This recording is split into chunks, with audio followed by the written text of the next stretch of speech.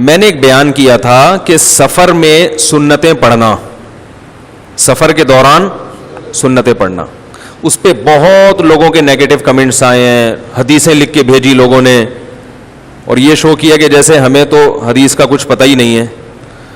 حدیثیں لکھ کے بھیجی کہ فلاں صحابی سفر میں سنتیں چھوڑ دیا کرتے تھے. تو پورا بیان غور سے سنا کریں کسی کا، اس کے بعد اس پہ طنز کیا کریں، تبصرہ کیا کریں. میں نے اس میں بتایا تھا ایک سفر تو وہ ہے جس کو ٹریولنگ کہا جاتا ہے نا، ٹریول کر رہے ہیں، آپ جا رہے ہیں، راستے میں ہیں، پھر آپ چھوڑ دیں کیونکہ واقعی مشقت ہوتی ہے اس میں. وہ جتنی حدیثیں یا صحابہ کے آثار پیش کیے ہیں وہ اس سفر کے بارے میں جس میں آپ ٹریولنگ کر رہے ہیں.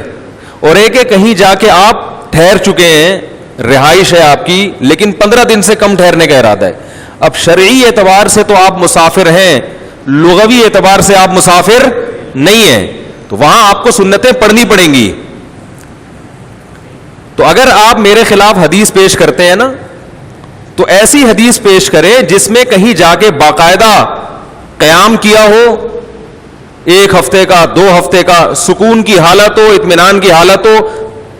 وہاں کیا سنتیں پڑھنی ہے کہ نہیں پڑھنی، اس کے بارے میں کوئی حدیث میرے علم میں نہیں ہے. اگر ہے تو آپ بتائیں، میں رجوع کروں گا. تو اعتراض کرنے والے جو ہے نا، اکثر یوٹیوب پہ جو کوئی بات کرتا ہوں فوراً اعتراضات، فوراً حدیثیں پیش کرنا شروع کر دیتے ہیں. تو یہ نہیں دیکھتے کہ اگلے کا دعویٰ کیا ہے، اور آپ جو حدیث پیش کر رہے ہو وہ اس کے دعوے کے. یہ تو میں نے خود اس بیان میں کہا ہے کہ مشقت حقیقت، جب مشقت ہوگی تو سفر میں نماز چھوڑ سکتے ہیں. اور میں نے بتایا کہ جب ٹریول کر رہے ہوتے ہیں تو واقعی مشقت ہوتی ہے، لہذا اس میں چھوڑ دینی چاہیے، اس میں ساتھیوں کو تکلیف میں نہیں ڈالنا چاہیے. باقاعدہ بتایا کہ اسٹیشن پہ لوگ باقاعدہ خشوع و خضوع سے سنتیں پڑھ رہے ہیں، ادھر بھائی جماعت قائم کرو، جلدی سے ٹرین میں بیٹھو، اپنے آپ کو بھی مشکل میں ڈالا ہوا ہے، دوسروں کو بھی ڈالا ہوا ہے. تو یہ اکثر معترضین جو میں فروعی مسائل بیان کرتا ہوں اس پہ جو قرآن و سنت سے میرے خلاف دلائل دیتے ہیں، وہ میرے بیان میں ہی اس کا یا تو جواب ہوتا ہے یا وہ دلیل میرے دعوے کے میں نے وہ دعویٰ کیا ہی نہیں ہوتا اور وہ اس پہ لے کے جا رہے ہوتے ہیں.